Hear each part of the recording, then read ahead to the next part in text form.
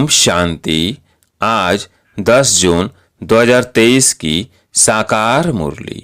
आज बाबा ने कहा, मीठे बच्चे, अशरीरी बनने की ड्रिल नंबर 1 ड्रिल है। इससे वायुमंडल में सन्नाटा छा जाता है। बाप का डायरेक्शन है, इसी ड्रिल का अभ्यास करो। प्रश्न, दुनिया के अनेक विघ्नों के बीच में रहते हुए एक रस और खुशी में कौन रह सकते हैं? उत्तर, जो किसी विघ्न की परवाह नहीं करते। तुम्हारे दुश्मन तो अनेक हैं, विघ्न डालेंगे, कलंक लगाएंगे, गाली देंगे, लेकिन याद रहे कि कलंक लगने से ही तुम कलंगीधर बनते हो। कहते हैं श्री कृष्ण ने चौथ का चंद्रमा देखा, इसलिए उस पर कलंक लगे। लेकिन अभी तुम बच्चों पर बहुत कलंक लगते हैं।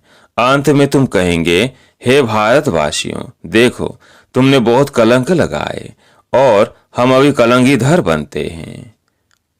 ओम शांति। बच्चों प्रति शिव बाबा का फरमान है।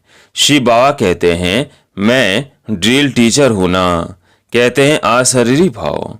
बच्चे, स्वधर्म में टिक जाओ, मान मना भाव, मामेकम याद करो। यह तो जानते हो अब धर्म की ग्लानि है। गीता में है, यदा यदा ही धर्मस्य। यह श्लोक जन्म जन्मांतर हम गाते आए हैं। जब से भक्ति मार्ग शुरू हुआ, गीता का पाठ करते आए हैं, शिव बाबा की पूजा करते आए हैं। वही शिव बाबा अब कहते हैं, मामेकम याद करो। तुम पर फिर से माया का परछाया पड़ गया है।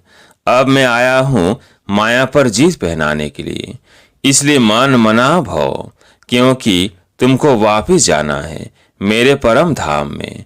अगर श्री कृष्ण होता तो कहते मध्याजी भव। श्री कृष्ण को कृष्णपुरी में याद करो। ज्ञान का दाता कोई श्री कृष्ण नहीं है, वह तो है शिव। शिव की पूजा होती है, उनको परमात्मा कहा जाता है। तो हम आत्माओं को वहां जाना है, इसलिए बाबा ड्रिल सिखलाते हैं। यह नंबर 1 ड्रिल, मन मना भाव, अशरीरी भाव। तुम सब ब्राह्मण उनको याद करेंगे। और कोई शूद्र या और कोई ख्याल में बैठा होगा तो वायुमंडल को खराब कर देगा। उस एक को जब सभी याद करेंगे तो सन्नाटा छा जाएगा। जैसे कोई मरता है तो सन्नाटा हो जाता है। आत्मा के अशरीरी होने का प्रभाव पड़ता है। तो बाबा कहते हैं, तुम सब आत्माओं को वापस ले जाऊंगा। काल तो एक आत्मा को ले जाता है। मैं तो कालों का काल हूँ। मैं सब को लेने आया हूँ और मैं आता हूँ साधारण ब्रह्मा तन में। मैं मनुष्य सृष्टि का बीज रूप चैतन्य हूँ। मैंने गीता सुनाई थी। देखो तुम्हारे पर अब कलश रखा है ना। श्री कृष्ण की गोपियों को भी कलश दिखाते हैं। कहते हैं श्री कृष्ण ने मटकी तोड़ी। अब वो मटकी काहे की? तुम्हारे सिर पर जो विकारों की मटकी है उनको तोड़ते हैं और ज्ञान अमृत का कलश देते हैं। बाकी सतयुग में थोड़ी कोई ऐसी बात हो सकती है। गोपियां तुम हो। गोपी वल्लभ की गोपियां पर जो जहर का कलश था वो फोड़ ज्ञान अमृत का कलश रखते हैं। तो इसमें बुद्धि बहुत अच्छी चाहिए, तब धारणा हो सकेगी। गोपियों का वल्लभ बाप तो है शिव बाबा। श्री कृष्ण को वल्लभ नहीं कह सकते। लिखा है कि गोपियों को भगाया। अब बाप थोड़ी भगाएंगे, यह तो कायदा नहीं है। बाबा समझाते हैं, जब कोई महात्मा कहे कि शिवो हम, तो बोलो कि एक तरफ कहते हो महात्मा यानी महान आत्मा, फिर अपने को परमात्मा अथवा शिवोहम क्यों कहते हो? महान आत्मा तो पवित्र आत्मा ठहरे। यह राज समझाना है। इसको ज्ञान का धर्म युद्ध कहा जाता है। उन्हों के पास से शास्त्रों की मत और तुम्हारे पास है श्रीमत। बाबा कहते हैं, मैं आता ही तब हूँ जब राजयोग सिखलाना है। भारत के ऊपर ही ये सारा खेल है। हीरो हीरोइन का पाठ भारतवासियों को मिला हुआ है। वास्तव में वंदे मातरम भी इन माताओं को कहा जाता है। वो लोग तो भूमि को मातरम कहते हैं। भूमि तो तत्व है, उनको थोड़ी माता कहा जा सकता है। इस धरनी में रहने वाली तुम माताएं हो। तुमको वंदे मातरम कहा जाता है, वो भूमि को वंदे मातरम कहते हैं। तो भूत पूजा हो गई। अभी तुम बच्चे योग बल से अपनी बादशाही लेते हो, सब मेहनत करते रहते हैं पवित्र बन बादशाही लेने लिए। जिस तरफ साक्षात सर्व समर्थ सर्व शक्तिमान है, उनकी ही जीत होनी है। परमात्मा की महिमा बिल्कुल अलग है। वो आकर ढेर सिखलाते हैं कि मामेकम याद करो, और सब तुमको दुख देने वाले हैं, सभी दुश्मन बन विघ्न डालते हैं। यह कोई नई बात नहीं है। हमको कोई दुनिया की परवाह थोड़ी है। श्री कृष्ण के लिए कहते हैं, चौथ का चंद्रमा देखा तब इतनी गाली खाई। कलंक जिन पर लगाते हैं वही फिर कलंकीधर बनेंगे। फिर अंत में कहेंगे, अरे भारतवासियों, तुमने हमें कितनी गाली दी, देखो हम ये बन रहे हैं, राज्य भाग्य ले रहे हैं। लड़ाई के मैदान पर तो बहुत सहन करना पड़ता है, तो जो राज्य भाग्य देते हैं उन पर बलिहार जाना पड़ता है। ये शिव बाबा समझा रहे हैं।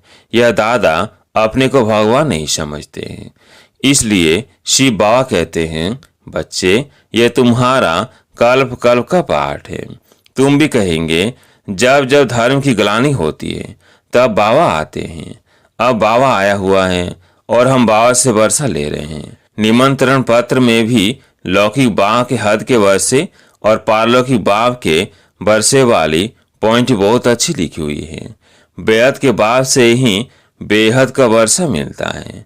लक्ष्मी नारायण को बेहद का वर्षा किसने दिया? बाबा ने। तो यह सब समझने की बातें हैं। हमारा यह सितम सहन करने का भी पाठ है। एक ही जन्मों के लिए बादशाही मिलती है, तो इसमें मेहनत करनी पड़ती है।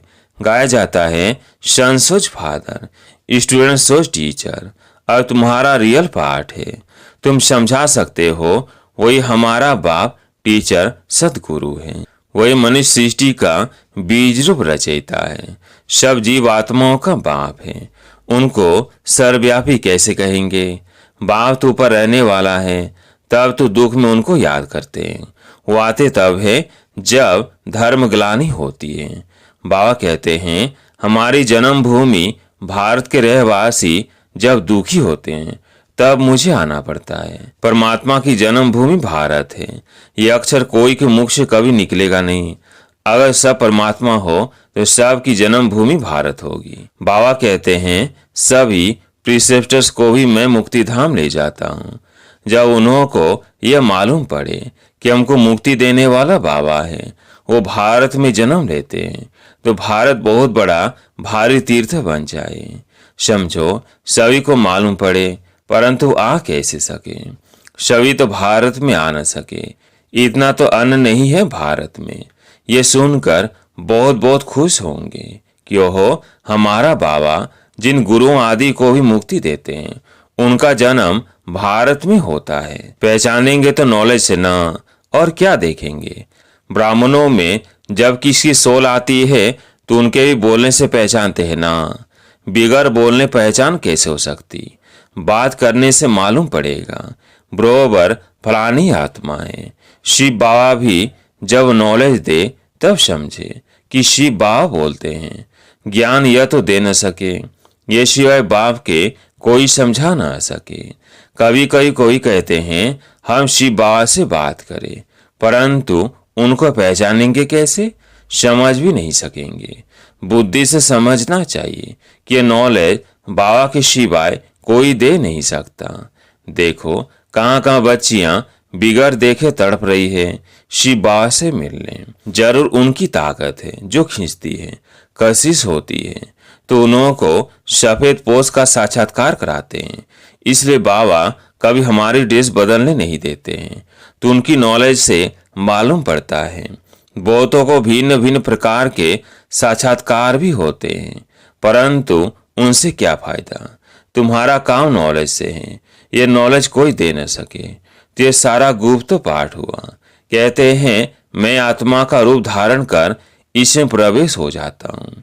ये नॉलेज इतनी बाबा ही देते हैं, हम थोड़ी जानते थे। बाबा देखो कितनी कमाल करते हैं।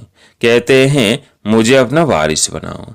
मैं तुम्हारी इतनी सेवा करूंगा जो तुम्हारा बच्चा भी कभी नहीं कर सकेगा। मैं तुमको एक ही जन्म के लिए राज्य भाग्य दूंगा। फिर भी और वारिस न बनावे तो तकदीर कहा जाता। तुम बच्चियां जानती हो, हम शिव बाबा से वर्षा लेने यहाँ आए हैं। शिव बाबा को और वैकुंठ को तुम सिवाय दिव्य दृष्टि के देख न सको। ज्ञान तो बिल्कुल क्लियर मिल रहा है ना। हमको बाबा राजयोग सिखलाते हैं। ऊंच ऊंच वर्षा है वैकुंठ की पास आई, सो भी पढ़ाई से मिलती है। कोई भी राजयोग सिखला ना सके। हम नर से नारायण बनते हैं। ये राजयोग सिखलाते ही अंत में है। तब तो फिर सतयुग में राजा रानी बनेंगे। यह मुसलों की लड़ाई प्रसिद्ध है। गीता से देवी देवता धर्म की स्थापना हुई। उस समय तो और कोई धर्म था नहीं। ये सब कहाँ गए? विनाश हुआ। बिल्कुल सहज बात है। ट्रेन में तो तुम बच्चे बहुत सर्विस कर सकते हो, फिर भी प्रजा तो बन जाएगी। गाड़ी का डिब्बा ही तुम्हारी प्रजा बन जाएगी। बैठ कर सुनेंगे तो उनको बहुत अच्छा लगेगा। लिटरेचर हाथ में होना चाहिए, साथ में लाडला श्री कृष्ण भी होना चाहिए। अच्छा, मीठे मीठे सिकिलधे बच्चों प्रति माता पिता बाप दादा का याद प्यार और गुड मॉर्निंग। रूहानी बाप की रूहानी बच्चों को नमस्ते और रूहानी बच्चों की रूहानी बाप दादा को याद प्यार गुड मॉर्निंग नमस्ते नमस्ते। धारणा के लिए मुख्य सार। पहला पॉइंट, एक ही जन्मों की तकदीर बनाने के लिए शिव बाबा को अपना वारिस बनाना है। हर कर्म से बाप, टीचर, सदगुरु तीनों का शो करना है। दूसरा पॉइंट है, ज्ञान क्लियर मिल रहा है, इसलिए साक्षात्कार की आस नहीं रखनी है। साक्षात सर्वसमर्थ बाप हमारे साथ है, इसलिए विघ्नों से घबराना नहीं है। आज प्यारे मीठे बाबा का वरदान, मेरा बाबा की स्मृति स्वरूप द्वारा समर्थियों का अधिकार प्राप्त करने वाले समर्थ आत्मा भव। मेरा बाबा की स्मृति स्वरूप द्वारा समर्थियों का अधिकार प्राप्त करने वाले समर्थ आत्मा भव। कल पहले की स्मृति आते ही बच्चे कहते तुम मेरे हो और बाप कहते तुम मेरे हो। इस मेरेपन की स्मृति से नया जीवन, नया जहान मिल गया और सदा के लिए मेरा बाबा इस स्मृति के रिटर्न में समर्थी स्वरूप बन गए। जो जितना स्मृति में रहते हैं उतना उन्हें समर्थियों का अधिकार प्राप्त होता है। जहाँ स्मृति है वह समर्थी है ही। थोड़ी भी विस्मृति है तो व्यर्थ है। इसलिए सदा स्मृति स्वरूप सुसमर्थ स्वरूप बनो। स्लोगन, हार्ड वर्कर के साथ साथ स्थिति में भी सदा हार्ड यानी मजबूत बनो। हार्ड वर्कर के साथ साथ स्थिति में भी सदा मजबूत बनो। अब सुनते हैं माते शिव जी के मधुर महावाक्य। मम्मा ने कहा, सृष्टि की आदि कैसे होगी? बहुत मनुष्य ये प्रश्न पूछते हैं कि परमात्मा ने सृष्टि कैसे रची है, आदि में कौन सा मनुष्य रचा, और उसका नाम रूप समझना चाहते हैं। अब उस पर उन्हों को समझाया जाता है कि परमात्मा ने सृष्टि की आदि ब्रह्मा तन से की है। उस पर उन्हों को समझाया जाता है कि परमात्मा ने सृष्टि की आदि ब्रह्मा तन से की है। पहला आदमी ब्रह्मा रचा है, तो जिस परमात्मा ने सृष्टि की आदि की है तब अवश्य परमात्मा ने भी इस सृष्टि में अपना पाठ अवश्य बजाया है। अब परमात्मा ने कैसे पाठ बजाया? पहले तो परमात्मा ने सृष्टि को रचा, उसमें भी पहले ब्रह्मा को रचा, तो गोया पहले ब्रह्मा की पवित्र आत्मा हुई, वही जाकर श्री कृष्ण बनी। उसी तन द्वारा फिर देवी देवताओं की सृष्टि की स्थापना की, तो देवी सृष्टि की रचना ब्रह्मा तन द्वारा कराई, तो देवी देवताओं का आदि पिता ठहरा ब्रह्मा। ब्रह्मा सो श्री कृष्ण बनता है, वही श्री कृष्ण का फिर अंत का जन्म ब्रह्मा तन है। अब ऐसे ही सृष्टि का नियम चलता आता है। अब वही आत्मा सुख का पाठ पूरा कर दुख के पाठ में आती है, तो रजो तमो अवस्था पास कर फिर शूद्र से ब्राह्मण बनते हैं। तो हम है ब्रह्मावंशी, सो शिव वंशी, सच्चे ब्राह्मण। अब ब्रह्मावंशी उसको कहते हैं जो ब्रह्मा के द्वारा अविनाशी ज्ञान लेकर पवित्र बनते हैं। तो इससे सिद्ध है कि सृष्टि का आदि पिता है बाबा ब्रह्मा। अच्छा, ओम शांति।